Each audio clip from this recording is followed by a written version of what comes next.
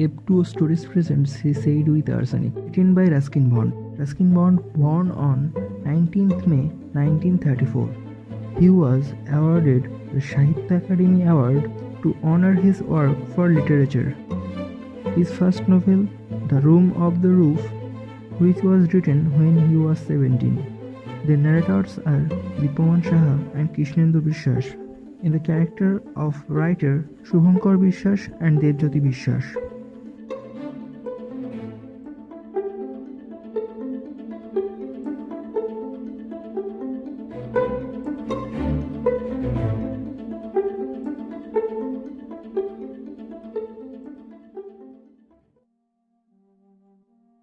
Is there such a person as a born murderer? In the sense that there are born writers and musicians, born winners and losers? One cannot be sure. The urge to do away with troublesome people is common to most of us, but only a few succumb to it. If ever there was a born murderer, he must surely have been William Jones. The thing came so naturally to him, no extreme violence, no messy shootings or hacking or throttling, just the right amount of poison administered with skill and discretion. A gentle, civilized sort of person was Mr. Jones. He collected butterflies and arranged them systematically in glass cases. His ether bottle was quick and painless. He never stuck pins into the beautiful creatures. Have you ever heard of the Agra double murder? It happened, of course, a great many years ago when Agra was far-flung outpost of the British Empire. In those days, William Jones was a male nurse in one of the city's hospitals. The patients, especially terminal cases, spoke highly of the care and consideration he showed them. While most nurses, both male and female, preferred to attend to the more hopeful cases, Nurse William was always prepared to stand duty over a dying patient. He felt a certain empathy for the dying. He liked to see them on their way.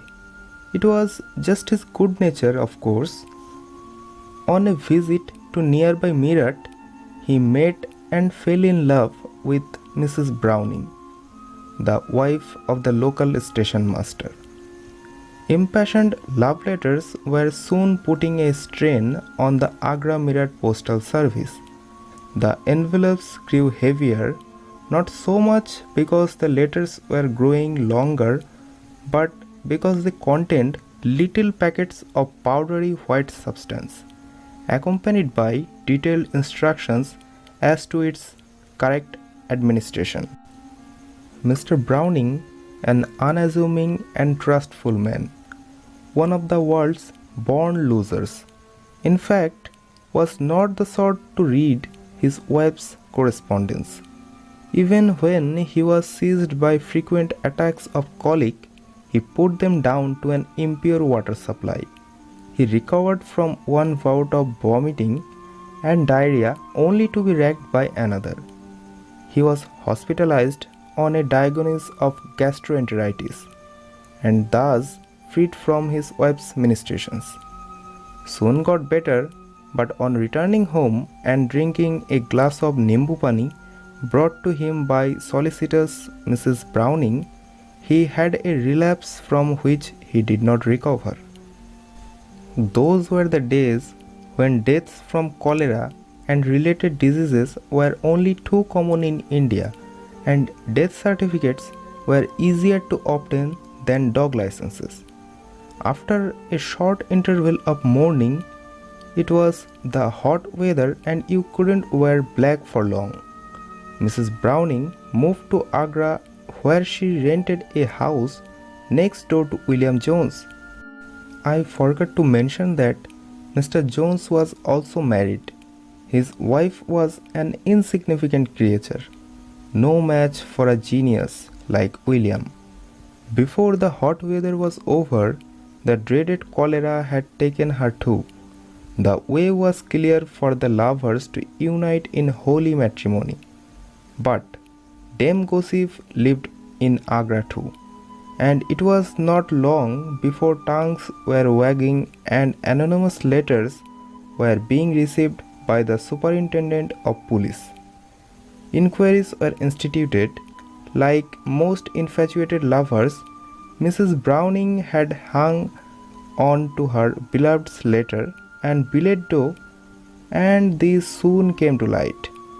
The silly woman had kept them in a box beneath her bed. Exhumations were ordered in both Agra and Meerut. Arsenic keeps well even in the hottest of weather, and there was no dearth of it in the remains of both victims. Mr. Jones and Mrs. Browning were arrested and charged with murder. Is Uncle Bill really a murderer? I asked from the drawing room sofa in my grandmother's house in Dehra. It's time that I told you that William Jones was my uncle, my mother's half-brother. I was 8 or 9 at the time. Uncle Bill had spent the previous summer with us in Dehra and had stuffed me with bazaar sweets and pastries, all of which I had consumed without suffering any ill effects. Who told you that about Uncle Bill? I heard it in school. All the boys asking me the same question. Is your uncle a murderer? They say he poisoned both his wives. He had only one wife. Did he poison her? No, of course not. How can you say such a thing? Then why is Uncle Bill in jail? Who says he is in jail? The boys at school, they heard it from their parents. Uncle Bill is to go on trial in the Agra fort. There was a pregnant silence in the drawing room. Then Aunt Mabel burst out. Do you mean Mrs. Browning? Yes, of course. She must have put him up to it. Bill could not have thought of anything so diabolical. But he sent her the powders there. And don't forget, Mrs. Browning has sins. Grandmother stopped in mid-sentence, and both she and Aunt Mabel glanced surreptitiously at me. Committed suicide. There were still some powder with her. Aunt Mabel's eyes rolled heavenwards. Oh, this boy is impossible. I don't know what he will be like when he grows up. At least I won't be like Uncle Bill. Fancy poisoning people. If I kill anyone, it will be in a fair fight. I suppose they will hang Uncle. Oh, I hope not. Grandmother was silent. Uncle Bill was her stepson, but she did have a soft spot for him. Aunt Mabel, his sister, thought he was wonderful. I had always considered him to be a bit soft, but had to admit that he was generous. I tried to imagine him dangling at the end of a hangman's rope, but somehow he didn't fit the picture. As things turned out, he didn't hang. White people in India seldom got the death sentence, although the hangman was pretty busy disposing of dacoits and political terrorists. Uncle Bill was given a life sentence and settled down to a sedentary job in the prison library at Noini, near Allahabad. His gifts as a male nurse went unappreciated. They did not trust him in the hospital. He was released after 7 or 8 years, shortly after the country became an independent republic. He came out of jail to find that the British are leaving, either for England or the remaining colonies. Grandmother was dead. Aunt Mabel and her husband had settled in South Africa. Uncle Bill realized that there was little future for him in India and followed his sister out to Johannesburg. I was in my last year at boarding school. After my father's death, my mother had married an Indian, and now my future lay in India. I did not see Uncle Bill after his release from prison, and no one dreamed that he would ever turn up again in India. In fact, 15 years were to pass before he came back, and by then I was in my early 30s, the author of a book that had become something of a bestseller. The previous 15 years had been a struggle, the sort of struggle that every young freelance writer experiences. But at the last, the hard work was paying off, and the royalties are beginning to come in. I was living in a small cottage on the outskirts of hill station of Fostergons, working on another book, when I received an unexpected visitor. He was a thin, stooped, grey-haired man in his late 50s, with a straggling moustache and discolored teeth. He looked feeble and harmless but for his eyes, which were a pale, cold blue. There was something slightly familiar about him. Don't you remember me? Not that. I really expect you to, after all these years. Wait a minute. Did you teach me at school? No, but you're getting warm. He put his suitcase down and I glimpsed his name on the airline's label. I looked up in astonishment. You are not. You couldn't be. You're Uncle Bill. He said it with a grin and extended his hand. None other. And he sauntered into the house. I must admit that I had mixed feelings about his arrival. While I had never felt any dislike for him, I hadn't exactly approved of what he had done. Poisoning, I felt, was a particularly reprehensible way of getting rid of inconvenient people. Not that I could think of any commendable ways of getting rid of them. Still, it had happened a long time ago. He had been punished, and presumably he was a reformed character. And what have you been doing all these years? He asked me, easing himself into the only comfortable chair in the room. Oh, just writing. Yes, I heard about your last book. It's quite a success, isn't it? Yeah, it's doing quite well. Have you read it? I don't do much reading. And what you have been doing all these years, Uncle Bill? Oh, knocking about here and there. Worked for a soft drink company for some time and then with a drug firm. My knowledge of chemicals was useful. Weren't you with Aunt Mabel in South Africa?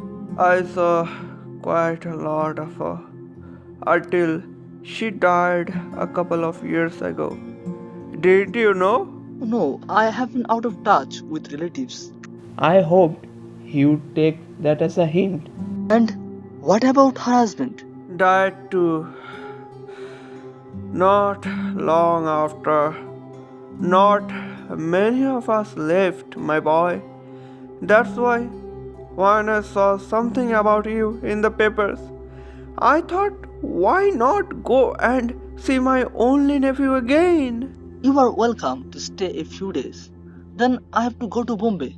This was a lie, but I did not relish the prospect of looking after Uncle Bill for the rest of his days. Oh, I won't be staying long. I have got a bit of money put by in Johannesburg.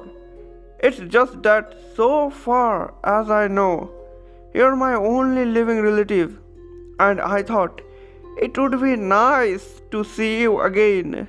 Feeling relieved, I set about trying to make Uncle Bill as comfortable as possible. I gave him my bedroom and turned the window seat into a bed for myself. I was a hopeless cook, but using all my ingenuity, I scrambled some eggs for supper. He waved aside my apologies. He'd always been a frugal eater, he said. 8 years in jail had given him a cast iron stomach. He did not get in my way, but left me to my writing and my lonely walks. He seemed content to sit in the spring sunshine and smoke his pipe. It was during our third evening together that he said, Oh, I almost forgot. There was a bottle of sherry in my suitcase. I bought it especially for you. That was very thoughtful of you, Uncle Bill.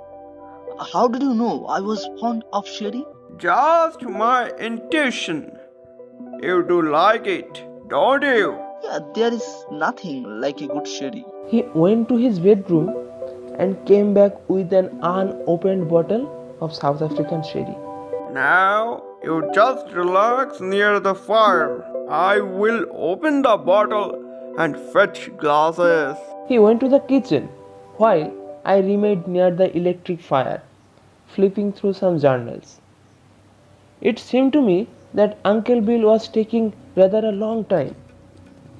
Intuition must be a family trait, because it came to me quite suddenly, the thought that Uncle Bill might be intending to poison me. After all, I thought, here he is after nearly 15 years, apparently for purely sentimental reasons.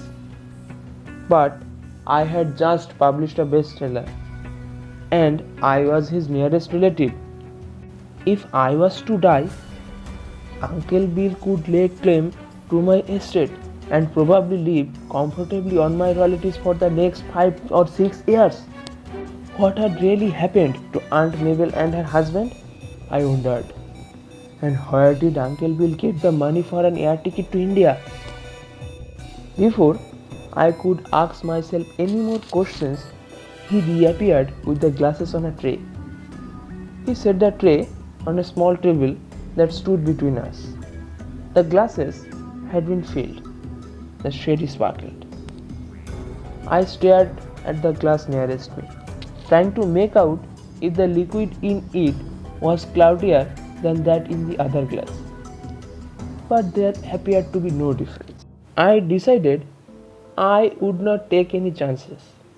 It was a round tray made of smooth Kashmiri walnut wood. I turned it round with my index finger so that the glasses changed places. Why did you do that? It's a custom in these parts. You turn the tray with the sun, a complete revolution. It brings good luck. Uncle Bill looked thoughtful for a few moments, then said, Well, let's have some more luck. and turned the tray around again. Now you have spoiled it. You are not supposed to keep revolving it. That's bad luck. I will have to turn it about again to cancel out the bad luck. The tray swung round once more, and Uncle Bill had the glass that was meant for me. Cheers. I said and drank from my glass. It was good sherry. Uncle Bill hesitated. Then he shrugged, said, Cheers. and drained his glass quickly. But he did not offer to fill the glasses again. Early next morning, he was taken violently ill. I heard him retching in his room, and I got up and went to see if there was anything I could do. He was groaning, his head hanging over the side of the bed.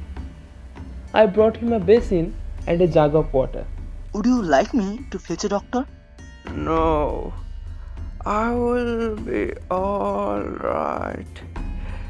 It must be something I ate. It's probably the water. It's not too good at this time of the year. Many people come down with gastric trouble during their first few days in foster homes. That must be it. He said, and doubled up as a fresh spasm of pain and nausea swept over him. He was better by evening. Whatever had gone into the glass must have been by way of the preliminary dose, and a day later he was well enough to pack his suitcase and announce his departure. The climate of Fostergans did not agree with him, he told me. Just before he left, I said, Tell me, uncle, why did you drink it? Drink what? The water? No, the glass of sherry into which you had slipped one of your famous powders? He gaped at me, then gave a nervous whining laugh. You will have your little joke, won't you? No, I mean it. Why did you drink stuff? It was meant for me, of course. He looked down at his shoes, then gave a little shrug and turned away. In the circumstances, it seemed the only decent thing to do. I'll say this for Uncle Bill. He was always the perfect gentleman.